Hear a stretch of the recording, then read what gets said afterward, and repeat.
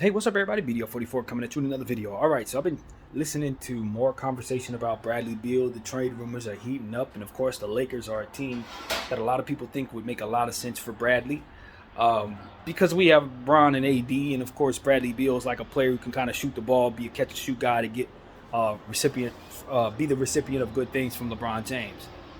Problem is, Bradley Beal makes about $50 million a year, and that makes it a very, very difficult thing for the Lakers to do.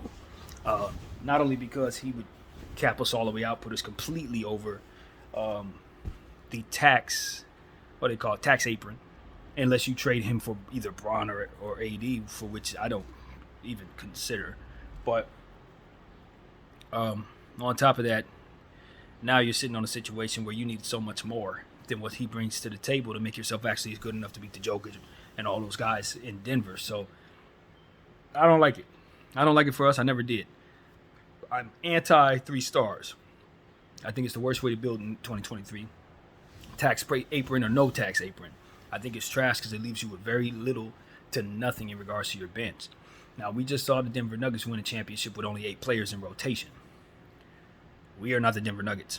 And to be honest with you, I don't think Denver can do that again. They're going to need to get some depth if they want to secure themselves an opportunity to contend, because at the end of the day, all the other years that Denver was in place, they were hurt. That's why we never seen them go this far, because they usually get hurt. So this is one of those situations where they kept perfect health. It was just time for it to work out, and it did. But if they think they're going to come back with the same 8 players and then have a bunch of bench guys that don't get used and think they're going to win again, I can promise you that is not going to happen again. So with that being said, if the Lakers were to do that, that's exactly how we're trying to build. Not to mention that we're trying to re-sign Austin Reeves, Rui Hachimura, and probably some other guys too. So I don't see the Lakers even making a move like that unless they're willing to move on from one of the stars. With that being said, hell no, I ain't doing that. Not only because I don't believe in trading a big for Bradley Beal, but Bradley Beal has a no trade clause in his contract. Now, in the content that I was watching with Gilbert Arenas, Gilbert was saying that no trade clause, if you were to waive it in Washington, it would carry over to LA, and we would then need him to waive it in order to trade him if we needed to. Now, you're not bringing a piece to you like that thinking that you're going to have to trade him, but again, he's getting a little older. He's a really good scoring star, but at $50 million a year, you could see yourself getting to a point later on where you just would rather move on from him before that contract gets to the end to where it's at. You're probably going to want to trade it. And in the event that takes place, if what Gilbert said is the case is true, you won't have any leverage to do so, and you're going to be in a situation where he's going to be with you. So I'm not signing up for Genie not to have any leverage to trade any players off of our team. I'm not signing up for that.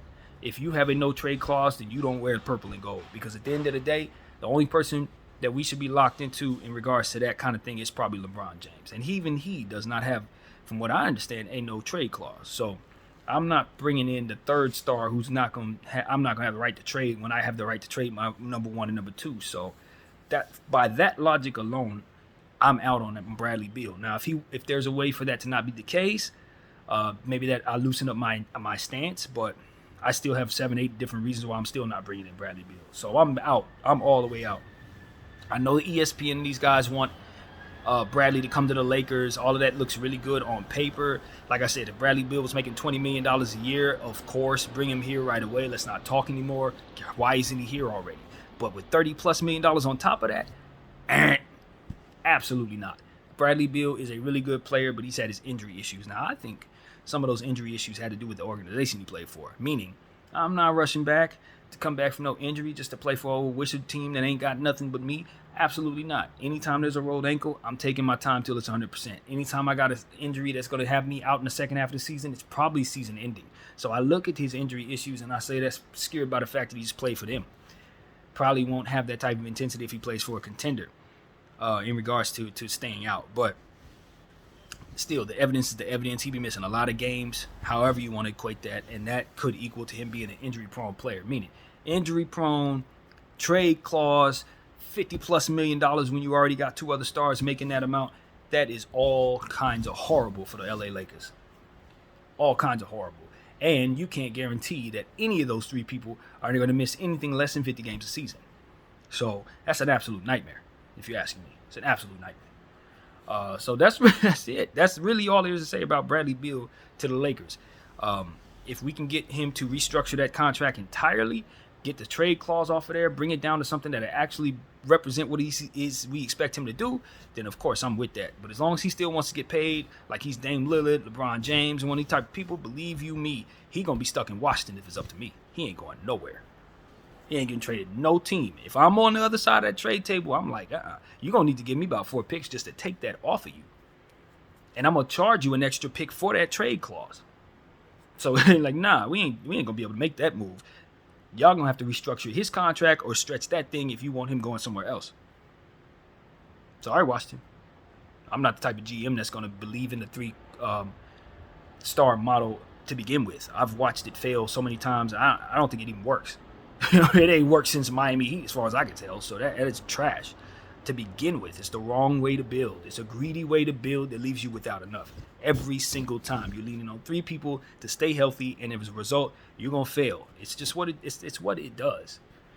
And so that's really what it is. The NBA is trying to shun it by putting in the tax apron, new collective bargaining agreement situation. I support that. I think the 3-star model is garbage, and it's fluff. It is at the highest order most of the time.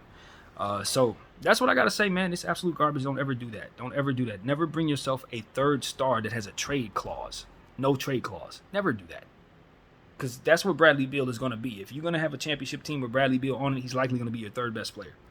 Maybe your 2nd best scoring option, but definitely your 3rd best player if you're really serious about winning. And him making that amount, he's getting played like the first play. He's getting paid like the first guy. So as far as I can tell, that's a contract you don't. That's a contract only a mother could love. Just like Dame's, just like several others around the league that are just overinflated to no end for guys that just hit shots. He ain't playing no defense. Ain't getting nobody else involved. He's just shooting shots. Bro, I can get somebody else to do that. I can trade up to get Grady Dick and have him do the exact same thing that Bradley Beal's about to do for 3 times as long as Bradley Beal's expected to do it from here. Ain't no way I'm doing that. 0%. So a lot of this stuff is just like I'm telling y'all, just like I said in my last video, my Laker chat, my NBA chat video where we talked at length about Bradley Beal possibly getting traded to Sacramento, broke all that down. I encourage you to go check it out. But I felt the same way 2 hours ago as I feel right now. I'm not making no moves for that contract unless it's attached to Wembanyama, Giannis, Steph Curry, like Jokic. Those only people I'm willing to pay $50 million a year, fam. Nobody else in this league is really worth $50 million a year, especially with a no trade clause. Are you crazy? Hell no. 0% chance I'm doing that. And so that's the intensity that all GMs should have about picking up Bradley Beal's no trade clause $56 million contract. It is a poison pill for all teams. All teams. So that's what I have to say about that. It gets irritating for me because it's like, why is the media pushing teams into situations where you know damn well they ain't going to win? We watched them do this with Phoenix. Nothing. We watched them do this with the Nets. Nothing. We watched them do it with Dallas, although it's 2 stars. Nothing. Stop trying to put together fluff fits that you know are nothing but betting traps. That's all it is, a betting trap. You're going to bet on the team because of the big name. The team's going to lose and they're going to take your money. That's garbage. BDO44, I thank you all for watching. I'm out.